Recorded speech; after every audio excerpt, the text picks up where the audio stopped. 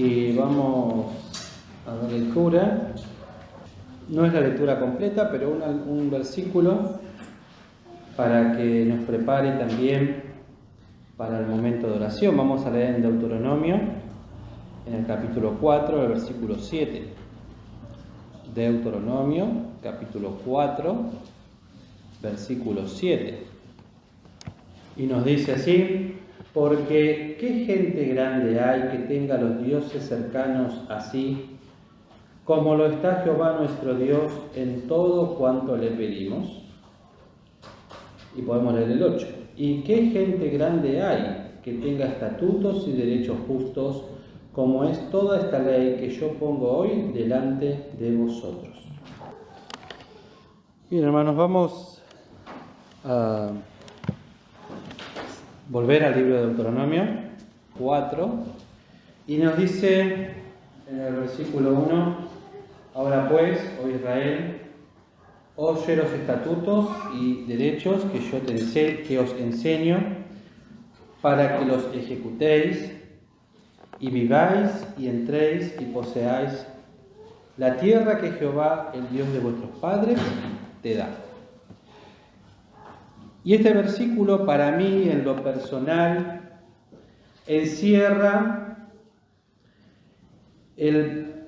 la totalidad, podemos decirlo así, de la voluntad de Dios para cada uno de sus hijos. Es completo, porque nos manda a guardar estatutos y derechos que hace unos domingos atrás mencionamos que los derechos eran los juicios, normas legales o principios de justicia, y los estatutos son decretos o reglas que no siempre tienen una razón clara para el ser humano. Por ejemplo, son aquellos rituales o ceremonias que hoy lo podríamos pensar como el bautismo y la cena del Señor. Esos son los estatutos, que se hacen en obediencia por fe, incluso si no se llegan a entender completamente. Pero son actos, se denominan aquellas cosas que el Señor establece que se tienen que hacer por fe.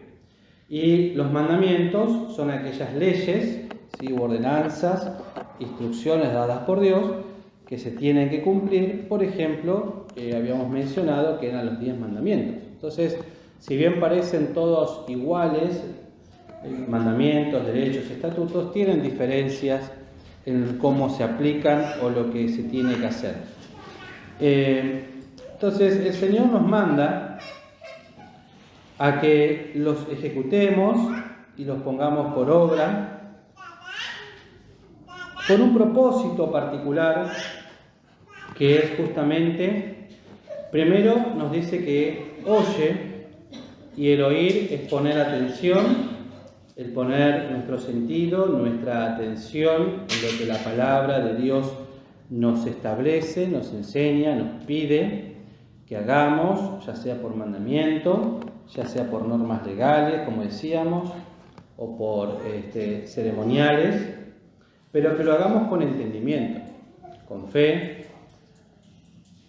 Tal vez, como decíamos hace un ratito, no entendiendo completamente cómo funciona, porque si uno se pone a estudiar, por ejemplo, lo que es la Cena del Señor, y entendemos lo que hay que hacer, lo que significa, en sí, el pan y el vino no tienen ningún tipo de atributo, ni pasa a ser, como algunos piensan, cuando uno lo come, pasa a ser el cuerpo de Jesucristo, ni el vino pasa a ser la sangre, ni tampoco que toma atributos, ¿cómo se diría?, especiales. Son símbolos, y uno los hace y los participa por fe, entendiendo que la palabra de Dios así lo demanda, lo pide, entendiendo que es una forma de presentación, y orando al Señor, confiando, teniendo fe que Él nos va a oír y ha de perdonar nuestros pecados.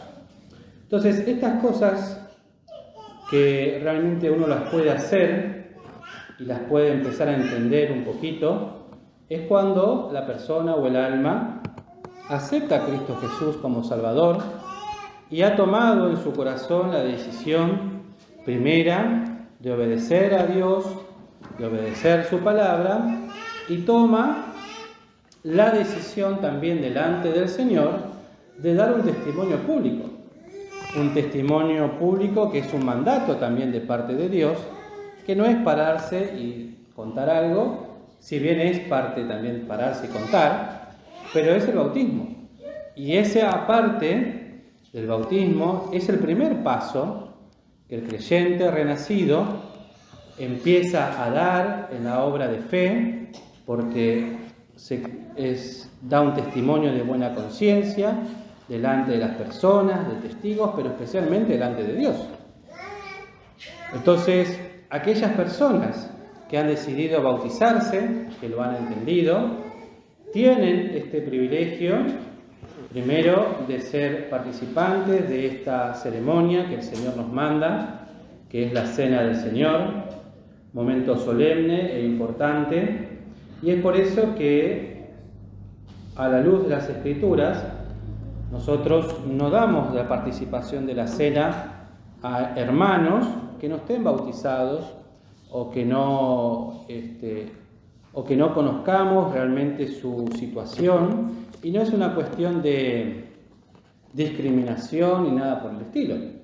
Es una cuestión de obedecer la palabra, obedecer a lo que el Señor ha establecido, pero también de cuidado hacia el alma, que no haga algo que luego le sea de perjuicio o le haga mal espiritualmente. Tampoco ustedes habrán notado, y esto tal vez lo decimos más que nada para los más nuevos, que tampoco hacemos campañas de bautismo y nada por el estilo, porque entendemos que es todo un proceso de madurez espiritual, íntimo y personal, que llegado el tiempo, luego de escuchar la palabra, el Señor se ocupa de obrar en el corazón, de poner ese deseo de poder dar este paso de obediencia. Mientras tanto, es cuestión de esperar que el Señor vaya trabajando, a ir creciendo, pero, como decíamos acá, ¿no? Oír estos derechos, estos estatutos que el Señor nos mandó, que nos enseña, pero con un propósito que es ejecutarlos, que es ponerlos por obra. Entonces, al ejecutarlos y ponerlos por obra, estos mandamientos, para poder hacer algo necesito haber entendido, haber escuchado, haber comprendido. No puedo ejecutar algo en lo cual no lo aprendí, y si lo hago, porque como se dice, ¿no? Uno se da maña para hacerlo en distintos aspectos, alguna obra seguramente va a salir mal y no se va a hacer como corresponde.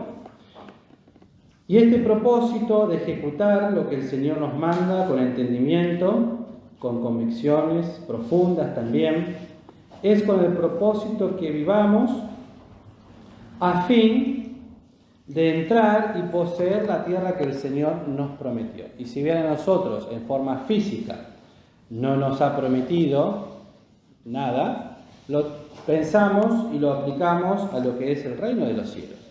Aquel lugar que la Iglesia tiene preparada, que el Señor está preparando para cada uno de los hijos de Dios, que un día nos ha de ser mostrado, hemos de tomar posesión de aquel lugar, pero mientras tanto, en este proceso de la vida en el cual el Señor nos pide, es que vivamos, entremos, y me llamaba la atención, ¿no? ¿Cómo aplicar esta posesión si ya el Señor nos tiene preparado? ¿En qué sentido tomar posesión?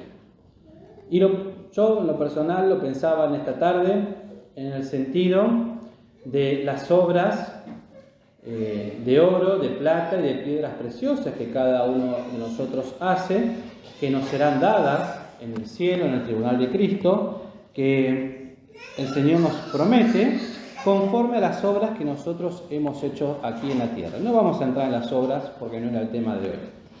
Pero sí en este sentido, que esto de escuchar, de entender y de ejecutar es para que tomemos una forma de vida distinta para poder entrar en aquel lugar que nos es prometido, pero mientras tanto podamos vivir como el Señor así nos manda, que ahora hemos de ver algunos puntos. Por ejemplo, dice en el versículo 2, no añadiréis a la palabra que yo os mando, ni disminuiréis de ella, para que guardéis los mandamientos de Jehová vuestro Dios, que yo os ordeno. Bueno, acá tenemos un punto en particular, porque ¿qué problema tenemos? ¿O qué problema sería para la iglesia si desde aquí, desde el púlpito, se deja de enseñar ciertas cosas, se mutila la palabra de Dios, hay textos que no lo tocamos? Por ejemplo, ¿qué hubiese pasado si yo no les decía al principio el tema del bautismo y de la cena y hoy les ofrezco la cena a todos los que están acá? Eso es disminuir, eso es quitar del mandato que Dios mandó, que Dios dejó establecido. Y es responsabilidad de cada uno de ustedes velar porque la palabra de Dios se dé en forma completa y correcta y que todo lo que nosotros hagamos sea justamente para bendición y que no nos desviemos, porque todo lo que yo les dije tiene un fundamento bíblico. Bueno, si yo les pregunto a ustedes cuál es, tal vez los más experimentados lo sabrán, pero ¿qué pasa con los más nuevos? Están aprendiendo y la iglesia debe velar que lo que se diga sea correcto.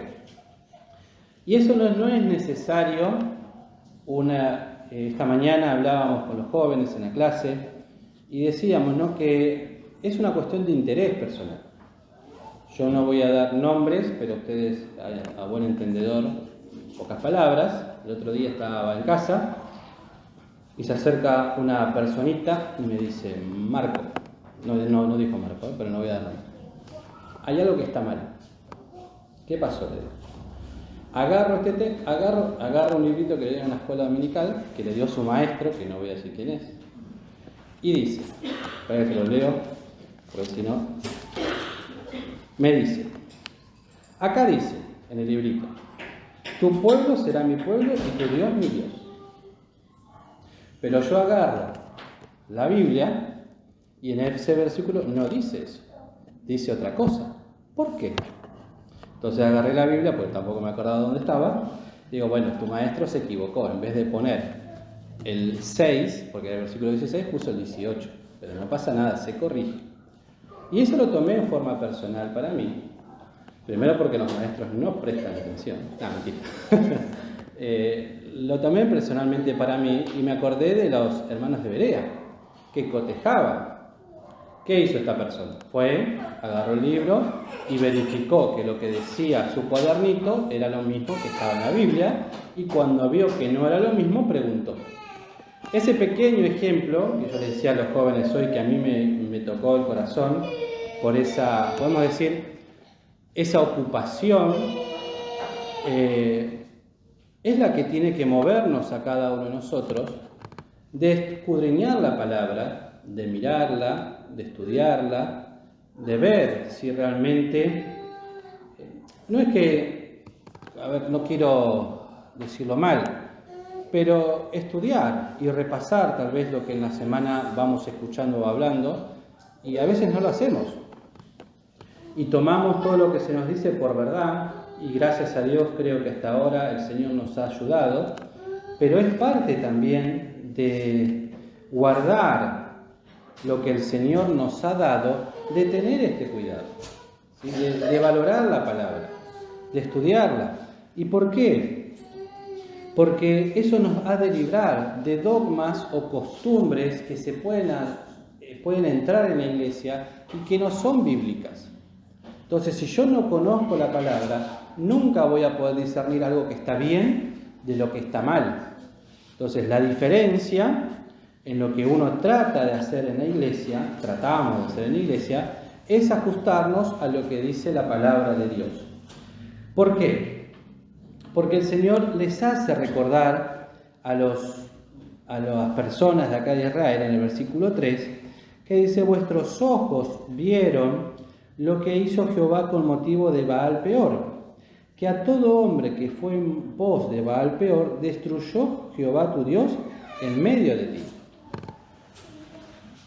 La historia de Baal-peor la podemos leer muy rápidamente, para no que se haga tarde, en Números 25, pero bueno, después se los dejo como tarea, que lo lean ustedes, si a alguien le interesa que lo lea.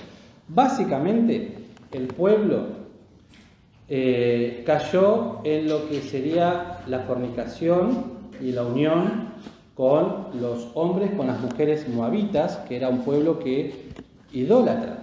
Y se empezaron a juntar y empezaron a adorar a Baal-peor. ¿Cuál fue lo que Dios pidió? No fue que se separen, sino que cada príncipe de la tribu vaya y mate a aquel que había cometido semejante pecado. O sea, no era una cuestión de retar, de exhortarlo, era una cuestión de limpiar aquello que se había contaminado y aquello que había traído este mal sobre Israel. Y uno puede decir, bueno, qué duro, y la verdad que sí, porque era ir y matar, no era una cuestión de, bueno, tengamos paciencia, ya se va a corregir, es un tiempo. No, era ir y matarlo. Y hay un ejemplo ahí muy particular, que después se lo dejo para que ustedes lean, que un sacerdote se levantó y sin mediar palabra mató al hombre y a la mujer con una lanza, y Dios ahí aplacó su ira. Y a esta persona que fue celosa de lo que Dios había establecido, lo bendijo. Ustedes luego léanlo y vean cómo lo bendijo, ¿no? Pero, ¿y esto a dónde voy? Es que tenemos que tener cuidado también de ese, ¿cómo podemos decirlo? Del cuidado a no ofender. Hoy estamos en un tiempo donde todo el mundo se ofende por todo. Y la realidad es que uno tiene que hablar con respeto. Pero el hecho de camuflar las cosas o de poner un manto de misericordia, ¿cómo podemos decir? Mentiroso, para que un hermano no se ofenda si está haciendo algo incorrecto, eso es disminuir la palabra de Dios. Eso es disminuir los mandamientos y los derechos, y es peligroso, porque si conmigo lo hicieron y yo lo hago, ese manto de misericordia, ¿cómo va a ser cada vez? Más grande, y los pecados que se encubran o se permitan en la iglesia cada vez van a ser más grandes. Entonces ya se empieza a desvirtuar, y es como decíamos, ¿no? Empiezan a entrar cosas y costumbres que a la luz de la palabra no están, pero como es un hermano que hay que tenerle paciencia, que no queremos que se ofenda, que se quede, que anda flojito, no decimos nada. Entonces la palabra de Dios es dura. La palabra de Dios no tiene grises, no tiene vueltas, y el Señor nos dice de vuelta en el versículo 5, mirad, yo os he enseñado estatutos y derechos. Eso lo dice Moisés, ¿no? Como Jehová, mi Dios, me mandó para que hagáis así en medio de la tierra en la cual entráis, para poseerla. O sea, nosotros tenemos que poseer una tierra. También podemos tomar esta tierra como el lugar donde el Señor nos da para vivir y nos rodea. Porque dice, ¿no? La tierra en la cual entráis para poseerla. Nosotros nos manejamos en la sociedad. Lugares, momentos, personas que conocemos. Bueno, pero ¿qué dice en 1 Juan 2:15? A ver de memoria, ¿quién se acuerda? No ames al mundo ni las cosas que están en el mundo. No sea que yo vaya a la tierra para poseerla y la tierra me termine, ¿qué cosa? Poseyendo a mí. Porque tomo las costumbres de la tierra donde voy, las costumbres para hablar, las costumbres para moverme, las costumbres de lo que se habla, de lo que se comparte, y me olvido que yo aprendí cosas, ¿para qué? Para no amar esas. Entonces ahí es donde el Señor entra y nos habla de esta manera, tal vez un poquito fuerte, pero que el Señor, como decía, no tiene grises. El pueblo de Dios que fornicó con la idolatría, Dios lo mandó a matar. no tuvo vueltas con ese tema. Entonces, nosotros vivimos y podemos llegar a vivir en esta, como siempre decimos, dualidad. Me comporto de una forma, pero hago otras, y voy y vengo, pero no me termino de definir hacia dónde quiero ir. ¿Sí? No termino de hacerlo. Y el Señor quiere, porque cuando a la Odisea le dice, ojalá fuese frío o fueses caliente, mas como eres tibio, te vomitaré de mi boca. Apocalipsis 3, después si lo quieren leer, la carta de la Odisea. Entonces, para el Señor esas dualidades, esa forma de andar entre los grises, le causa repulsión. Porque en realidad para Dios, el que anda en una forma gris, anda del lado que es enemigo del Señor. No es que, bueno, un poquito me quiere y bueno, a veces hay que tenerle paciencia. No, el Señor eso lo toma como un rechazo claro. Versículo 6. Guárdalos pues y ponedlo por obra, porque esta es vuestra sabiduría y vuestra inteligencia en ojos de los pueblos, los cuales oirán todos estos estatutos y dirán, ciertamente pueblo sabio y entendido, gente grande es esta. Qué precioso versículo si lo aplicamos a la iglesia y a todo lo que hemos venido hablando hace estos domingos atrás de lo que es la iglesia, de dar un testimonio que digan realmente gente grande es esta. No en una cuestión de orgullo personal, sino que realmente poder dar un testimonio y que la gente vea que Dios ha hecho de un pueblo pobre, miserable y pecador, gente santa, gente sabia y gente entendida que sabe cómo moverse y comportarse en un mundo que está puesto en maldad y que nos ayuda y que nos guía para, como dice en el libro de Filipenses, ser luminares en este mundo, distinguirnos. Y ojo, hermanos, de vuelta, no para sentirnos mejores, sino para poder cumplir lo que el Señor nos ha mandado. Luego vienen estos dos versículos 7 y 8, que ya lo hemos leído, porque dice, qué gente grande hay que tenga a los dioses cercanos así, como lo está Jehová nuestro Dios en todo cuanto le pedimos. Y qué gente grande hay que tenga estatutos y derechos justos, como es toda esta ley que yo pongo hoy delante de vosotros. ¿Y qué tan cercano está Dios de nosotros? ¿Qué tan cerca está?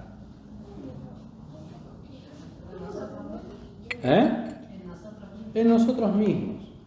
Porque cuando tenemos la gracia de creer en Cristo Jesús como nuestro único y suficiente Salvador, cuando le pedimos perdón a Dios por nuestros pecados, cuando reconozco mi situación de pecador, cuando reconozco mi necesidad de un Salvador y se lo pido, Dios no es que solamente se pone al lado mío y me abraza y va a estar todo bien, sino que me da de su Santo Espíritu para que esté morando por siempre dentro de mi corazón.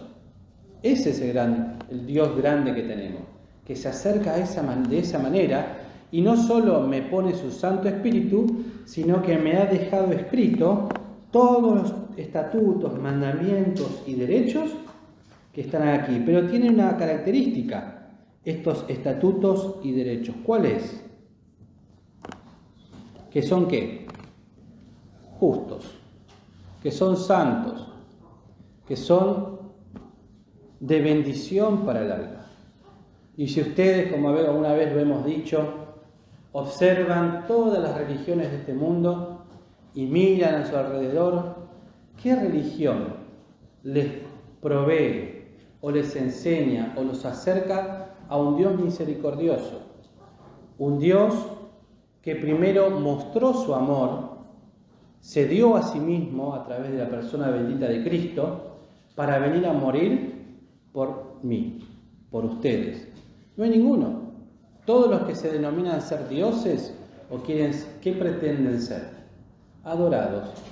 Pretenden ser glorificados. Pretenden estar en la gloria, pretenden ser grandes y realmente no hay ninguna religión que le dé al alma esperanzas, que prometa vida eterna, que prometa salvación, que prometa una vida distinta.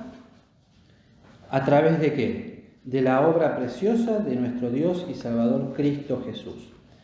Y eso hace la diferencia. Eso hace la diferencia. Incluso la palabra. Hoy a la mañana mencionábamos con los jóvenes. Yo, la verdad, no lo busqué a la tarde y no me acuerdo, pero por ahí algunos se acuerdan. ¿Cuántos escritores, cuántas personas escribieron la Biblia? ¿Se acuerdan? ¿Algunos? Más de 30 y pico seguro. Y más o menos. Bueno, no todos fueron al mismo tiempo. Hay 3000 y pico de años de diferencia entre el primero y el último.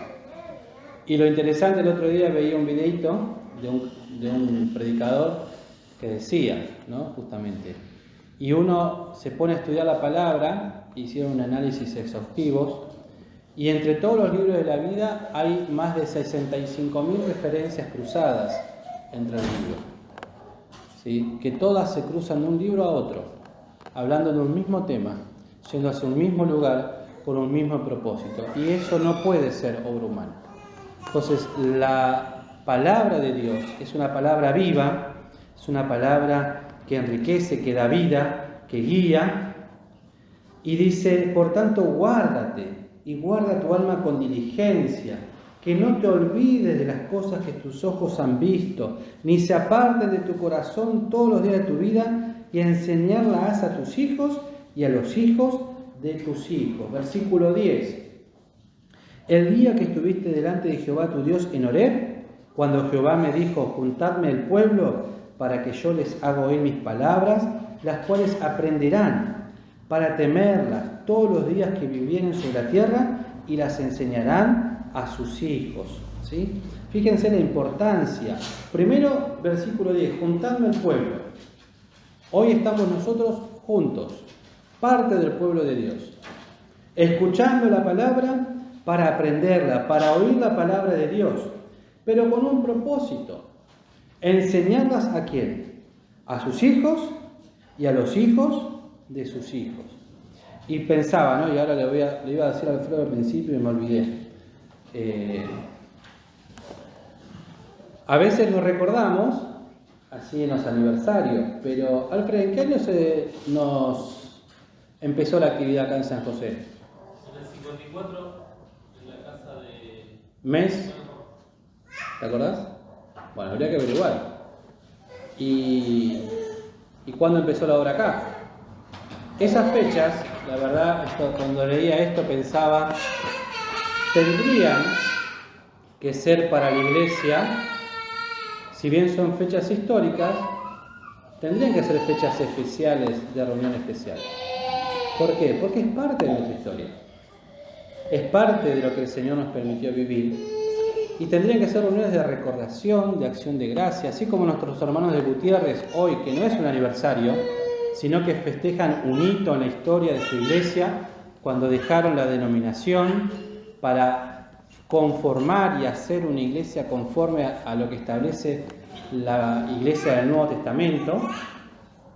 Nosotros tendríamos que hacer lo mismo, averiguar qué mes, tal vez el día no nos acordemos, no haya quedado escrito, o tal vez sí, por ahí en algún papel, pero que ese mes podamos también hacer esto de una reunión de acción de gracia año tras año, con este propósito, recordar, pero enseñar también a la generación venidera las cosas grandes que Jehová ha hecho con nosotros, y como dice acá, ¿no? En el versículo número 9, que no te olvides de las cosas que tus ojos han visto, ni se aparten de tu corazón.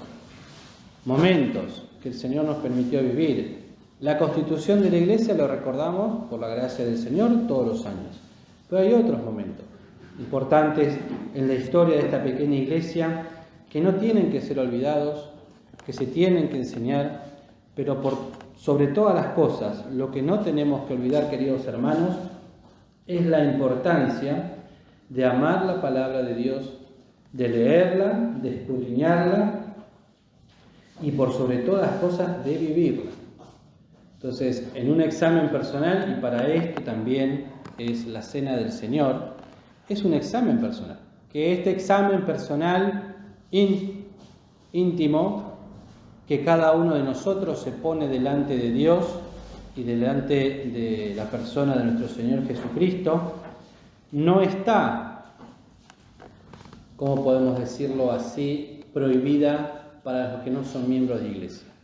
Todos están invitados para salvación, para pedir perdón, para consagración, porque el Señor siempre está esperando al alma que contrita y humillada se acerca para clamar a su Dios salvación, perdón y limpieza.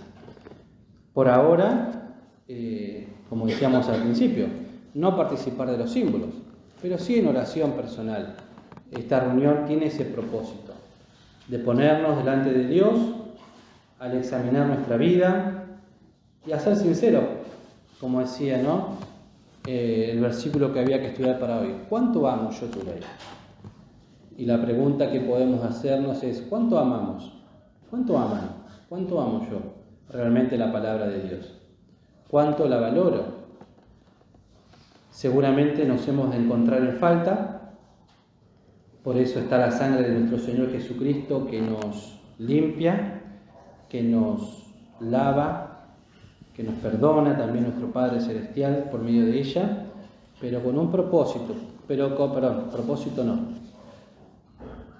pero tiene que ser real. Sí, Señor, yo quiero aprender a amar tu palabra, quiero aprender a leerla, quiero aprender a estudiarla, y bueno, todos los días un poquito. Es parte del crecimiento espiritual también de cada uno, del ocuparse de su crecimiento, de ocuparse de su alimento personal.